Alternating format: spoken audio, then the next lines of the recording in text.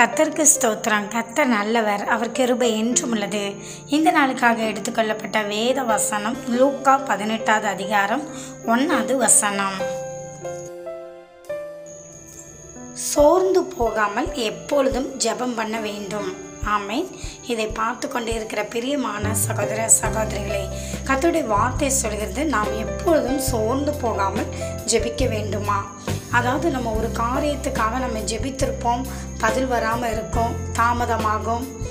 ஆனால் அதை கண்டு நம்ம சோர்ந்து போகக்கூடாது. அந்த காரியத்துக்காக நம்ம தொடர்ந்து ஜெபித்து கொண்டே இருக்கணும். அதுதான் சோர்ந்து போகாமல் எப்பொழுதும் ஜெபிக்க வேண்டும் என்று கர்த்தர் கற்றுக் கொடுக்கிறார். இதற்கு கீழே கர்த்தர் ஒரு ஓமையை கொடுத்திருக்கிறார், சோர்ந்து போகாமல் ஜெபிக்க வேண்டும் என்று. அதாவது ஒரு பட்டணத்தில் ஒரு நியாயாதிபதி இருந்தான். ஒரு காரியத்துக்காக ஒரு விதவி நியாயம் விசாரிப்பதற்காக அந்த பட்டணத்து நியாயாதிபதி வந்திருந்தான். அவன் அதை கண்டுக்கிடவே இல்லை.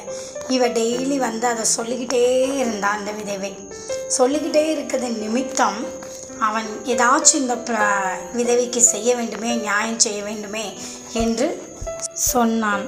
அதே போல் நாமும் ஒரு அற்புதத்தை பெற்றுக்கொள்ளும் வரைக்கு தொடர்ந்து தேவனிடத்தில் சோர்ந்து போகாமல் ஜெபித்து கொண்டே இருக்கணும். கர்த்தர் ஒரு நாள் பதில் கொடுப்பார். ஆமென். தேவன் தாமே உங்களை ஆசீர்வதிப்பாராக.